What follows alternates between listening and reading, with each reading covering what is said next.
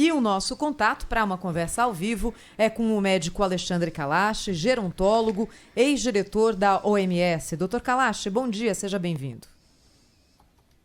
Muito obrigado, bom dia para vocês também.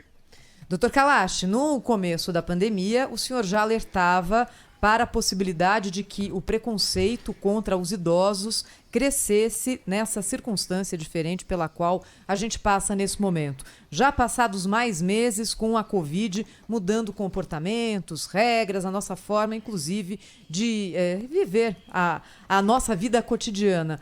O senhor acha que isso se confirmou, Dr. Kalash? Infelizmente, eu acho que sim. Não é que eu tivesse uma bola de cristal, mas realmente o idadismo, como nós chamamos, o preconceito contra a pessoa de uma certa idade, só fez aumentar. Doutor, muito bom dia, bem-vindo ao nosso programa. Durante esse período da pandemia, também se verificou o aumento de casos de agressão contra mulheres, né, contra crianças e tal. Em que medida esse fenômeno que o senhor observa segue essa mesma tendência? Quer dizer, aumentou o preconceito porque havia mesmo um caldo de cultura nesse sentido, ou não? Ou também os idosos foram vítimas do agravamento da sua condição de violência, né, de submetidos à violência, maus-tratos, etc. e tal, como esses outros grupos que eu citei?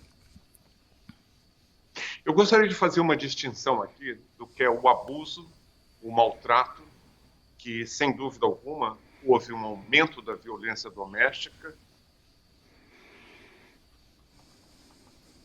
Probleminha na conexão aí, né, com o Dr. Alexandre Kalash, que está conversando conosco aqui pela internet, uma transmissão de vídeo, né, uma chamada de vídeo. A gente vai restabelecer o contato com ele aí para ter a resposta para essa pergunta do Cláudio Humberto e também falar um pouco mais sobre as mortes, né, por coronavírus. Doutor Alexandre... Até porque, né, Pedro, o primeiro critério para decidir quem vai usar o respirador, se não tiver equipamento suficiente para todos os pacientes que estão internados numa UTI, é a idade.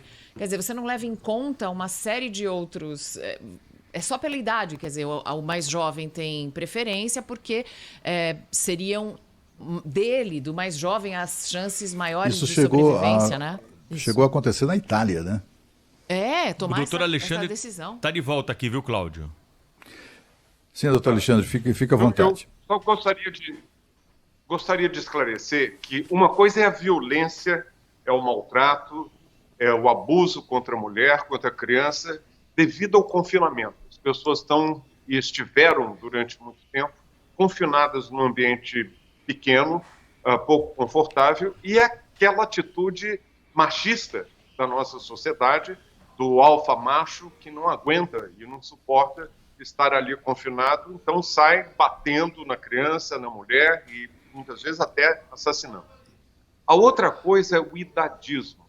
Da mesma forma como nós temos racismo, que nós temos sexismo, nós temos idadismo. É o preconceito contra a idade. E ele pode se manifestar através da atitude, uma atitude sua, preconceituosa, em relação às pessoas mais velhas, ao envelhecimento. Pode se manifestar através de práticas discriminatórias, de políticas. Eu não vou te dar esse remédio porque você já está muito velho, eu não vou te oferecer nenhuma possibilidade de educação ou de trabalho, eu acho que você já passou, já está muito velho. E o outro é institucional, é um viés insidioso. De novo. Velho de nada. Ainda ontem eu recebi de uma colega minha de turma, uma médica, e talvez na maior inocência, um cartoon mostrando duas senhoras conversando e uma dizendo para a outra, pois eu ontem estava assistindo a novela e um dos atores começou a tossir. Eu rapidamente desliguei a televisão com medo de que pudesse me contaminar. A outra senhora vira para ela e fala assim, você é burra, bastava colocar máscara. Então, qual é a mensagem que você está levando para uma pessoa idosa? De que você está gaga, que você está demenciada, que você não tem capacidade de discernimento. Quando, na verdade, nós, idosos, somos recursos para as nossas famílias, para a sociedade, contribuindo. Então, você vai recebendo essas mensagens que vão minando a sua autoconfiança. Doutor, isso é cultural no seu ponto de vista? Porque eu tenho alguns amigos de ascendência asiática, os japoneses ou os chineses, eles respeitam muito os idosos, inclusive dão preferência e fazem até um altar pessoal em casa, reverenciando os mais velhos. A gente tem outras culturas que valorizam muito, até pela tradição oral, transmitem todos os ensinamentos, valorizam muito os mais velhos. Isso é cultural nosso, é do brasileiro, é do latino, é do europeu? Não, infelizmente, o idadismo é prevalente em mundo inteiro. Nós temos essa percepção de que no Oriente as pessoas respeitam muito. Você vá, por exemplo, no Japão, na Coreia, em Singapura. Eu, com a minha vida, que sempre foi muito internacional, trabalhando na Organização Mundial da Saúde, quantas vezes eu vi em países orientais pessoas muito velhas, não protegidas, varrendo rua, orientando o tráfego, às vezes sob neve, às vezes com calor, como, por exemplo, em Singapura, sociedades muito ricas, e em que esse respeito que deveria haver da proteção, da segurança do idoso, está desaparecendo. No Japão, os adolescentes estão aterrorizando as velhinhas que andam pelas ruas. De forma que quando um país moderniza e que aumenta muito fácil, um grupo muito pequeno da população. Eu, quando nasci, a proporção de idosos no Brasil era de 4% a 5%. Hoje, 14%. Em 2050, 31%. Isso muda. Segundo lugar, nós temos uma manifestação mais estampada, mais gráfica, ela está mais crua, porque somos um país muito hedonista, do prazer imediato, da juventude eterna. Você não pode ter rugas, você não pode ter cabelo branco, você tem que projetar uma imagem para sempre jovem, e isso pode ser muito cruel, porque o passar dos anos, ele deixa as marcas. E numa sociedade que se moderniza de uma forma caótica, você vai juntando exclusões e preconceitos. Você é ao mesmo tempo sexista, você é homofóbico, você é idadista, você é racista, vai tudo se juntando. Doutor, qual é a solução para isso? Os idosos aqui no Brasil, eles têm um canal para se manifestar? Ou existe uma maneira de buscar a preservação de integridade, segurança financeira ou física mesmo? Nós temos que lutar por direitos. Essa é a palavra central. Nós temos direito a participar integralmente da sociedade. E isso só se faz através de ativismo. Da mesma forma que não basta não ser racista, você tem que ser antirracista, eu diria o mesmo em relação ao idadismo. Nós estamos com políticas que têm um viés muito grande e recebemos mensagens lá de cima. Em relação, por exemplo, no contexto da Covid, deixa passar, já viveu, só morrem os fracos, só morrem os velhos. Vamos dar chance aos mais jovens, em vez de estabelecer e nutrir uma aliança intergeracional, porque a melhor coisa que pode acontecer a uma pessoa jovem é envelhecer. Portanto, estamos todos sujeitos ao idadismo.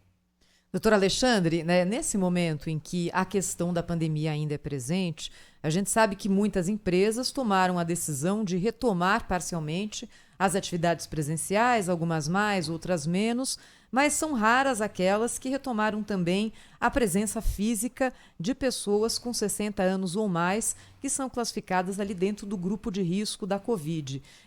O senhor acha que uma decisão como essa, calcada na vontade de proteger a pessoa, pode também trazer mais preconceito em relação aos idosos? Podem, porque elas acabam levando a mensagem de que você é que está travando a economia. A culpa é sua. Se nós não tivéssemos esses idosos, nós estaríamos bombando, a economia estaria maravilhosa. Esse é um fenômeno, o Covid, que nunca a sociedade, nem aqui, nem em lugar nenhum, se deparou. Mas é claro,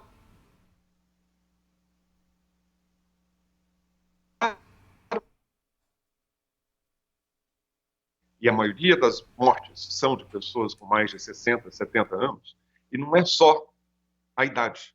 É porque essas pessoas sofreram exclusões antes que levaram às famosas comorbidades. Elas envelhecem precocemente mal no Brasil. Você chega aos 50 anos com hipertensão, diabetes, um problema cardiovascular, isso é que te faz, associado à idade, ser de alto risco.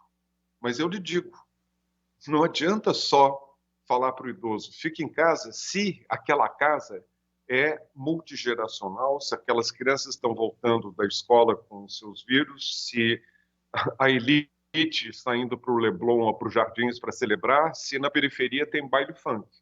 Eu digo abertamente nas entrevistas, não se queixem, não chorem quando vocês levarem o vírus para casa e a vovó, o vovô ou o papai acabarem morrendo de Covid.